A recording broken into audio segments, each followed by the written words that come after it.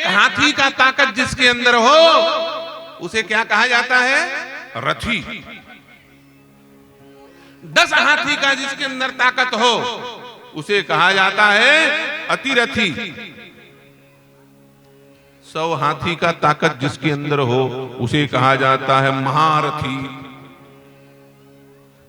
1000 हाथी का ताकत जिसके अंदर हो उसे कहा जाता है भट। 10,000 हाथी का ताकत जिसके अंदर हो उसे कहा जाता है सुभट। उससे भी ताकत जिसका ज्यादा हो 1 लाख हाथी का उसे कहा जाता है महाभट। मेघनाद के साथ हनुमान जी से युद्ध करने कौन आए थे? बोले रहे महाभट ताके संगा और गही गही कपी मरदई निज अंगा। 1-1 लाख हाथी का ताकत महाभट के अंदर। और याद रखना 1 लाख महाभट का ताकत जिसके अंदर हो उसका नाम है मेघनाद। कौन? मेघनाद। उस मेघनाद ने इंद्र को परास्त कर दिया। इतना किसको परास्त कर दिया? देवताओं के राजा स्वर्ग का अधिपति इंद्र मेघनाद का दास है, सेवा करता है, पैर दबाता है, बैठ के मारना मत। इसलिए उसका नाम क्या है? इंद्रजीत। क्या नाम है? इंद्रजीत। और याद रखना उस इंद्रजीत को, इतना बड़ा पराक्रमी इंद्रजीत जिसे कोई नहीं मार पाता, जिसे कोई परास्त नहीं कर पाया, ऐसे हल्का सा घुमा के मुक्का मार दिया हनुमान जी ने तो चारों खाने घूम करके वहीं गिर पड़ा था। मुटिका मारे चढ़ा तरु जाई, मुटिका मारे चढ़ा। गोस्वामी जी लिख रहे हैं मुटका मारे चढ़ा तरु जाई, मुटिका मारे चढ़ा कर जाई। ताही एक क्षण मूर्छा आई, ताही एक क्षण मूर्छा आई, ताही एक क्षण बेहोश हो गया। गिरा बस नहीं, बेहोश होके गिर पड़ा। सोचो हनुमान जी महाराज में कितना बल होगा। 1 लाख महाभट का ताकत एक मेघनाद के अंदर और 1 लाख मेघनाद का ताकत हनुमान जी के एक रोम में है। सोचो ये हनुमान जी महाराज ऐसे छू दिया हल्का सा पटाखा, ऐसे चट से दे दिए, जैसे बाबा जी कभी कभी दे देते हैं ना ये सेवा करने वालों को, जो ज्यादा खटर पटर करते हैं उनको, है कि नहीं? वैसे ही दे दिया। बेहोश होकर गिर पड़ा मेघनाद। जोर से नहीं मारा हनुमान जी ने। क्यों? क्योंकि मारना है लक्ष्मण जी को, और हनुमान जी मार दे तो लाइफ इंश्योरेंस कैंसिल हो जाएगा, है कि नहीं? उसको मारने का प्लान दूसरे के हाथ में, इसलिए हनुमान जी ने हल्का सा मारा, मार गया। ये हनुमान जी महाराज कौन है? बोले इंद्रिय जीत। मेघनाद इंद्रजीत है और हनुमान जी महाराज इंद्रिय जीत है। इंद्र को जीतने वाला इंद्रजीत और इंद्रजीत को जीतने वाला इंद्रिय जीत। इन्होंने अपने इंद्रियों को जीत रखा है। जितेंद्रियम बुद्धिमताम वरिष्ठम वातात्मजम वानरयूथ मुख्यम। जितेंद्रियम, इंद्रियों को जीतने वाले हनुमान जी महाराज। लेकिन एक जगह हनुमान जी का सामना हो गया। हनुमान का सामना हुआ अभिमान से। किससे हुआ? अभिमान से। ये अभिमान कितना बलवान है देखो जरा इसका। इंद्र को जीतने वाले इंद्रजीत को भी ना आकाश से नीचे गिरा दिया भड़ाक से। एक क्षण के लिए पलटी मार दिया उसने। हारे नहीं हनुमान जी महाराज, लेकिन जब दांव पे चलता है ना तो एक बार एक पहलवान दूसरे को पटक के छाती में चढ़ जाता है। मानो अभिमान छाती में चढ़ पड़ा हनुमान जी महाराज। है कि नहीं? उनको भी पीछे नीचे गिरा दिया हनुमान जी को। आकाश में चलते हुए हनुमान धरती पे गिर पड़े। किसके बल पर? अभिमान के बल पर। किसके प्रहार से? अभिमान के प्रहार से। आकाश से जा रहे थे हनुमान जी महाराज द्रोणागिरी पर्वत को हाथ में लेकर के, और जब द्रोणागिरी पर्वत को लेकर के पर्वताकार हनुमान जी महाराज आकाश में गमन कर रहे थे, और हनुमान जी ने उस विशाल द्रोणागिरी पर्वत को अपने बाएं हाथ में देखा तो ऐसे लगा जैसे लड्डू हो, और छोटे पहाड़ तो ऊपर से ऐसे लगे जैसे ऐसे ही कुछ मिश्री उश्री गिर पड़ा हो, ऐसे लगे। हनुमान जी को बड़ा अहंकार हुआ, क्या है मेरे सामने? कुछ नहीं है, सब ये धरती भी कुछ नहीं है, क्या लगा? अब उड़ रहे थे किसके ऊपर से? अयोध्या के ऊपर से। नीचे भरत लाल जी महाराज बैठे हुए थे। भरत जी ने देखा हनुमान जी की ओर, और बड़े गजब की बात, आज तक विश्व के रिकॉर्ड में, साधुओं के रिकॉर्ड में ऐसी घटना नहीं घटी जैसी घटना अयोध्या में घट पड़ी। भरत जी ने हनुमान जी को देख करके क्या सोचा? देखा भरत विशालयति निशिचर मन अनुमान। निशाचर समझ लिया। साधु साधु को देख करके राक्षस समझेगा? एक साधु दूसरे साधु को बहुत दूर से देख के पहचान जाता, अरे रे रे आओ गुरु भाई, आओ गुरु भाई, है कि नहीं? एक साधु दूसरे साधु को दूर से पहचान जाता। हाँ, सामान्य जनता भगत भले बहरूपियों को साधु समझ ले, लेकिन जो साधु होगा वो साधु को देख के जान जाए। उसका टकसाल होता, उसका नियम होता है, वो चलने फिरने, हाव भाव, बोलना बताना, ये देख करके समझ जाएगा कि ये साधु है कि नहीं है। और भरत जी महाराज जैसा साधु कोई सामान्य साधु है? कोई एक विधि साधु, कोई दो विधि साधु, कोई तीन विधि साधु, और भरत जी महाराज तात भरत तुम सब विधि साधु, तात भरत तुम सब विधि साधु। एक विधि साधु का मतलब अंदर से साधु है, बाहर से सब सामान्य है, इसे बोलना चालना, फुल पेंट पहन के घूम रहा है।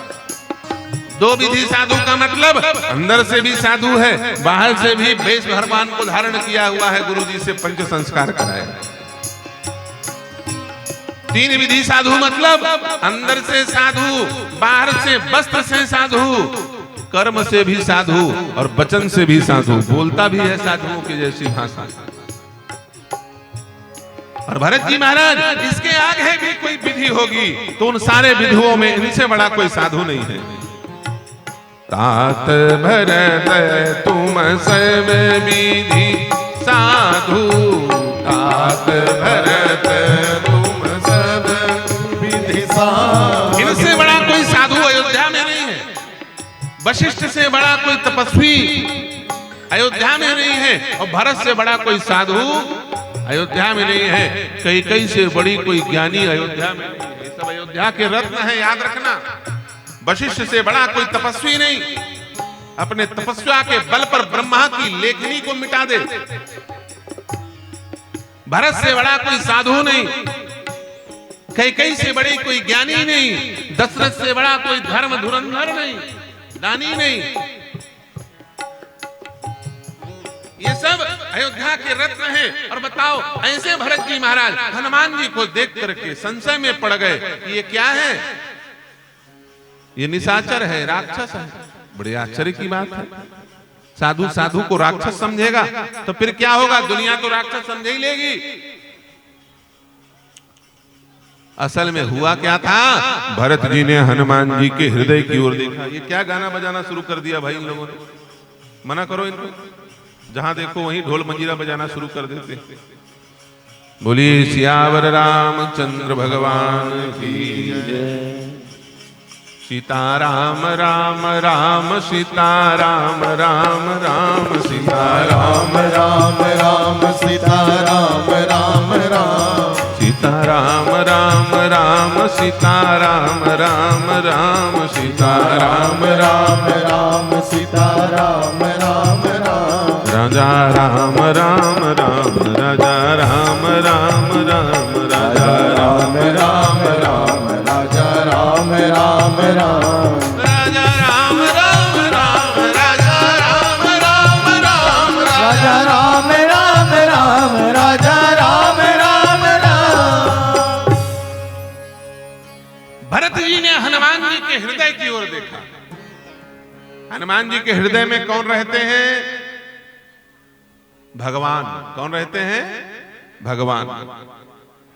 जहां सुहृदय आगार बसई राम सर चाप धर। हनुमान जी के हृदय में श्री सीताराम जी महाराज, श्री राम जी महाराज सरचाप धारण करके विराजमान। हनुमान के हृदय में भगवान रहते हैं। और आज भरत को हनुमान जी के हृदय में अभिमान दिखाई दे गया।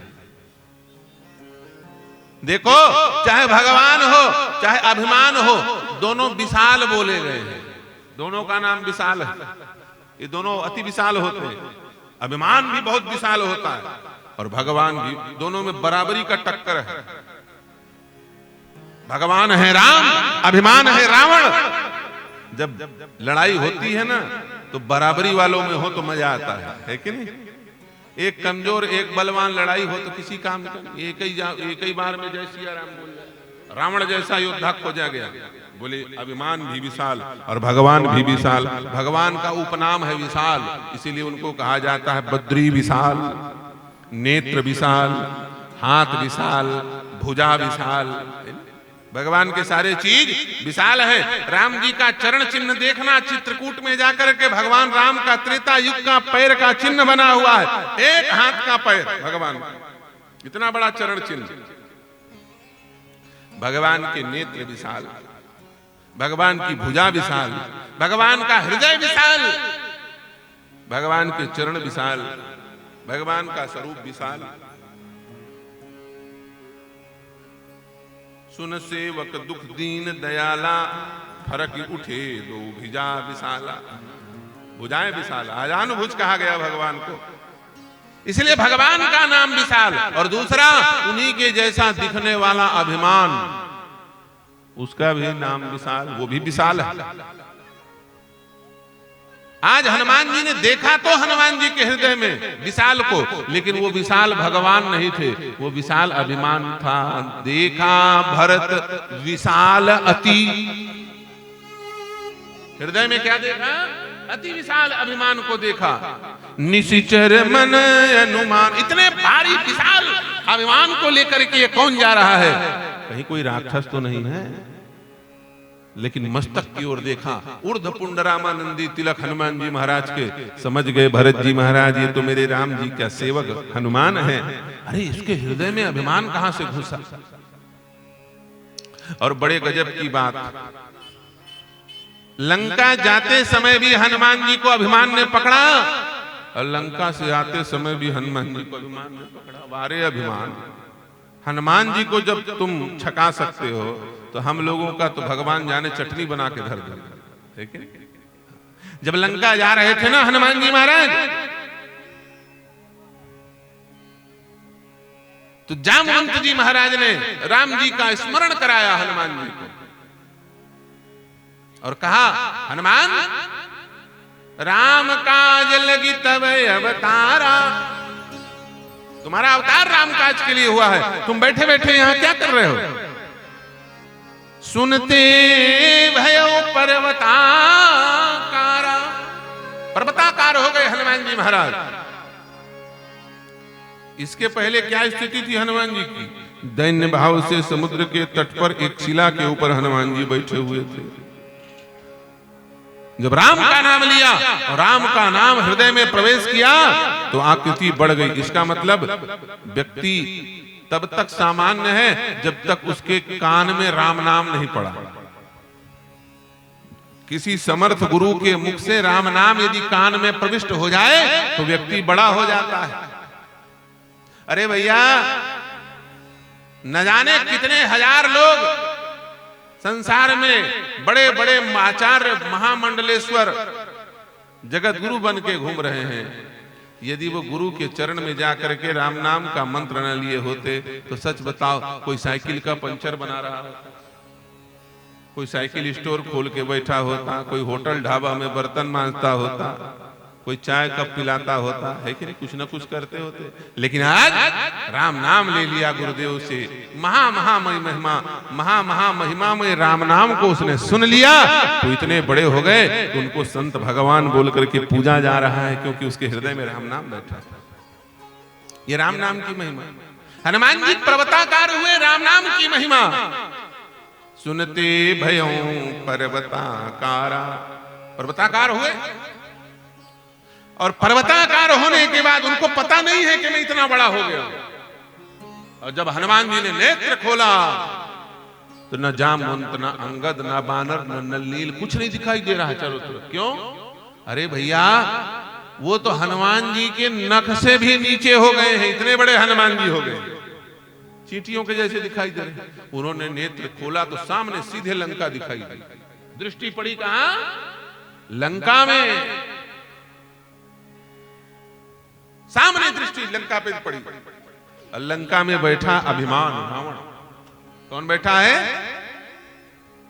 जामवंत ने हृदय में भगवान को कान के माध्यम से बैठाया और हनुमान जी ने जब नेत्र खोला तो आंख के माध्यम से रावण की लंका नेत्र से अंदर घुस गई। एक तरफ से भगवान, एक तरफ से अभिमान, और भगवान और अभिमान दोनों एक साथ नहीं रहते। राम जी ने कहा, बोले चलो ठीक है, थोड़ा देर देख लेते हैं, हम ही घूम के आते हैं बाहर। उन विशाल स्वरूप हनुमान जी के हृदय से राम जी बोले 2 मिनट के लिए बाहर निकल जाओ, अभिमान को बैठने दो, जरा होता क्या है देखें, क्या परिवर्तन होता है हनुमान के अंदर। और सच में हनुमान जी के अंदर भयंकर परिवर्तन हो गया। ऐसा शब्द बोला हनुमान जी ने कि जामवंत तो घबरा गए। लीलो नागो जल निधि खारा, लीलो नागो जल निधि खारा, पूरे समुद्र को पी जाऊंगा, पूरे लंका को यहां उखाड़ करके ले आऊंगा। आनो यहाँ त्रिकूट उपारी, आनो त्रिकूट उपारी, पूरे त्रिकूट पर्वत को उखाड़ करके यहां ले आऊंगा, पूरे समुद्र को पी जाऊंगा और लंका को उसके राक्षसों के सहित मार डालूंगा। जय सिया राम।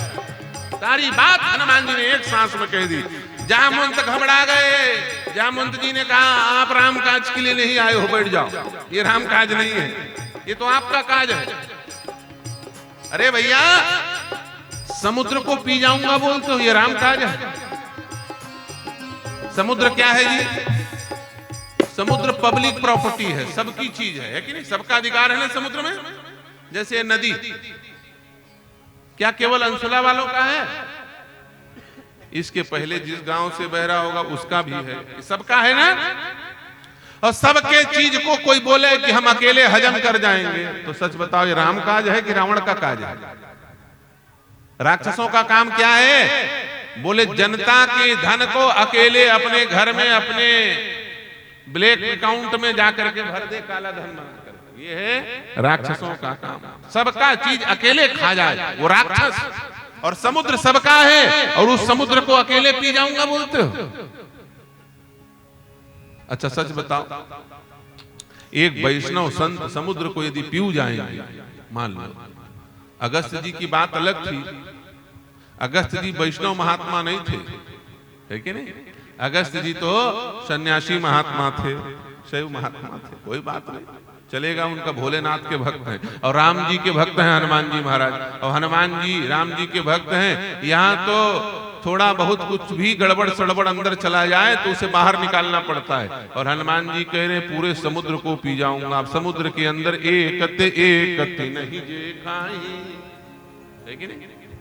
इतने बड़े बड़े जीव जंतु हैं, मगरमच्छ हैं, मछलियां हैं, बड़े बड़े कछुए हैं। और हनुमान जी जब पूरा समुद्र खींच के पिएंगे तो छन्नी लगा के छान के पिएंगे, वो सारे जीव जाएंगे कि नहीं जाएंगे? सत जो जन तन परम विशाला, 100 योजन की मछलियां समुद्र में रहती हैं, जीव समुद्र में रहते हैं, वो सब पेट में चले जाएंगे।